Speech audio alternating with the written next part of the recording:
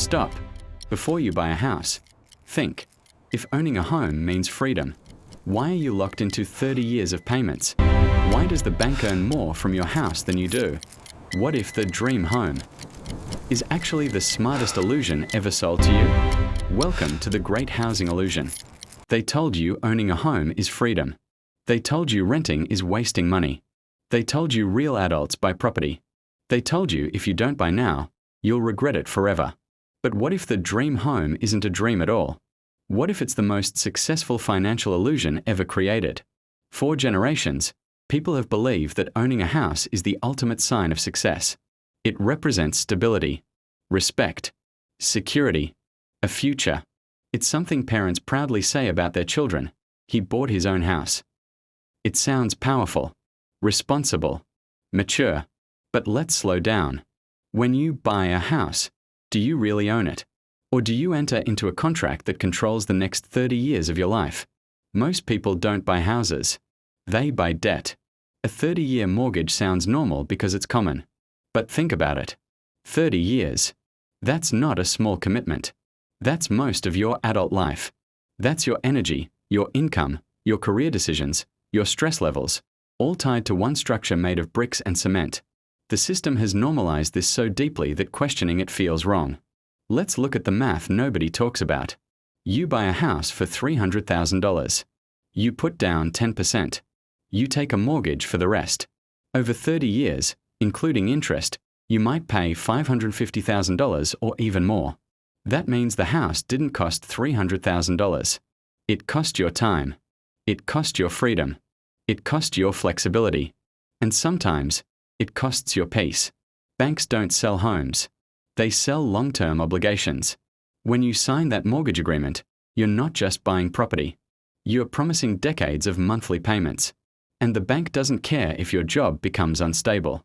They don't care if the economy crashes. They don't care if your health changes. They want the payment. Every month. On time. The real product isn't the house. It's your future income. Think about this carefully. When you have a mortgage, can you easily quit a toxic job? Can you move cities freely? Can you take big career risks?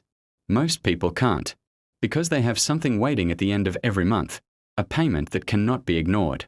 This is how debt shapes behavior. It makes you more obedient, more cautious, more dependent. The dream of ownership quietly becomes financial pressure. Now let's talk about the myth. Renting is throwing money away. People say this confidently. But what are you really throwing away? When you rent, you pay for flexibility. You pay for mobility. You pay for not being responsible for roof repairs, broken pipes, property taxes, insurance increases, and market crashes. When you own, you don't just pay the mortgage. You pay property taxes every year. You pay insurance. You pay maintenance. You pay for unexpected repairs. You pay when the market drops. And here's something most people don't calculate honestly: opportunity cost. If you invest the difference between renting and owning into diversified assets for 30 years, the outcome might shock you. But that option isn't emotionally marketed. Home ownership is emotional. It's psychological. It's cultural. Governments promote home ownership because homeowners are stable taxpayers. They are less likely to move. They are less likely to protest economic systems that could threaten their property value. They are financially tied to the system's stability. Banks promote home ownership because mortgages are one of the safest long-term profit machines ever created. Real estate agents promote home ownership because every transaction generates commission. Developers promote home ownership because they sell inventory. Notice something? Everyone benefits when you buy. Except you might not. Let's go deeper. The housing market isn't just supply and demand. It's influenced by interest rates, monetary policy, inflation, government incentives, zoning laws, and speculative investment. When central banks lower interest rates, mortgages become cheaper. That increases demand. Prices rise. People rush in because they fear missing out. FOMO drives decisions. Then interest rates rise. Monthly payments increase. Demand falls. Prices stagnate or drop. And suddenly the investment doesn't feel safe anymore. But here's the real twist. A house is not automatically an investment. An investment generates income. A primary home generates expenses. Unless you rent it out or sell it for more later, it's not producing cash flow. It's consuming it.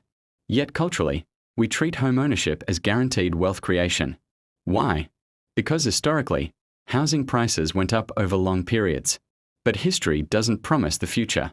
There are countries where housing markets stagnated for decades. There are cities where prices crashed and took years to recover. If you bought at the wrong time, your dream home became a financial prison. Let's talk about psychological ownership. People feel proud owning something. It gives identity. This is mine. But is it really yours if the bank can take it back? Miss enough payments, and the property can be foreclosed. You don't truly own it until the final payment is made decades later. Until then, you're leasing from the bank, just in a different format. Another illusion is appreciation. Yes, it's expensive now, but it will be worth more later. Maybe. But after 30 years of interest, taxes, insurance, and maintenance, how much profit is truly left? And what about inflation? If your home doubled in price in 30 years, but currency lost half its value, did you really gain? Or did you just preserve purchasing power? Now let's talk about life reality. Jobs are less stable than they were 40 years ago. Careers change more frequently. Remote work allows geographic mobility. The world is more dynamic. Yet we are locking ourselves into 30-year location commitments. Why? Because society still runs on an outdated definition of stability. Home ownership worked differently in previous generations. Prices were lower relative to income. One income could support a household. Land was abundant. Now, housing prices have outpaced wage growth in many places. Young people stretch finances just to enter the market. They sacrifice experiences. They delay risks. They delay entrepreneurship. All to own. What if ownership is actually delayed freedom? Think about this. If you're mortgage-free at 60, congratulations. But your most energetic years are behind you. Your most flexible years are gone. What if financial freedom earlier matters more than owning later? Now, let's be fair. Owning a home is not always bad. For some people, it makes sense. If you plan to stay long-term. If payments are affordable relative to income. If you value stability more than flexibility. If the purchase price is reasonable. But the illusion lies in the idea that owning is always superior. It's not. It's situational.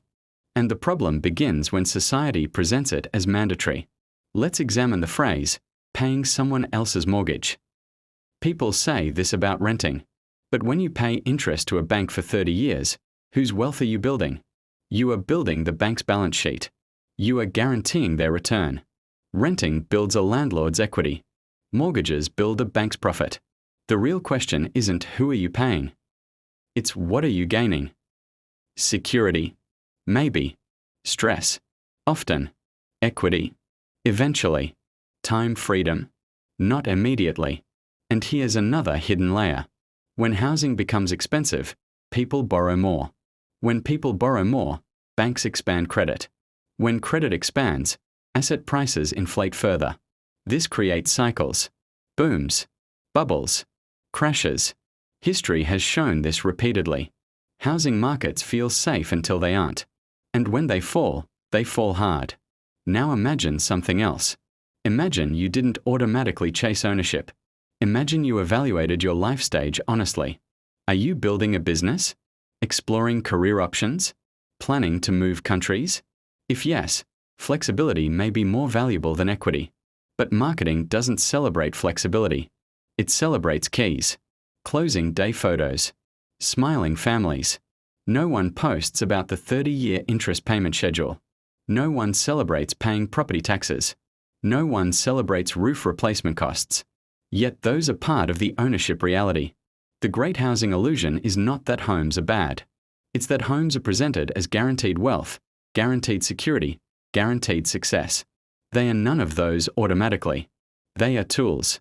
And tools must match strategy. The system thrives on emotional decisions. Fear of missing out. Fear of rising prices. Fear of being left behind. But major financial decisions should not be fear-based. They should be strategy-based. Ask yourself, if houses stopped appreciating tomorrow, would you still buy? If interest didn't exist, would the system look the same? If renting was socially respected, would your decision change? These questions expose the illusion. Ownership feels powerful, but true power is choice. True power is liquidity. True power is not being forced into decisions because of monthly obligations. True power is having options. Sometimes the illusion of ownership hides the reality of control. You think you own the house, but the house might own you. Your job choices, your risk tolerance, your stress level, your geographic mobility. The dream was sold as freedom, but for many, it becomes long-term financial pressure disguised as stability. So what is the truth? Home ownership is not evil. Renting is not foolish. Debt is not always bad. But blind belief is dangerous. The illusion breaks when you realize this. A home is shelter, not identity, not guaranteed wealth, not automatic success. It's shelter.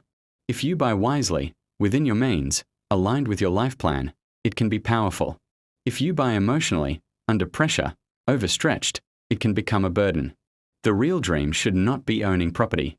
It should be owning your time, owning your choices, owning your direction. Because at the end of your life, the square footage won't matter, but the freedom you had will. The system will always promote buying, because debt fuels economies, mortgages fuel banks, stability fuels taxation, but awareness fuels independence. The great housing illusion is not about houses. It's about understanding the game. When you understand the game, you don't reject it blindly. You play it strategically. And sometimes, the most powerful move is not buying. It's thinking, before signing, before committing, before believing. Because once you see the illusion, you don't panic, you don't rush, you choose. And choice is real ownership.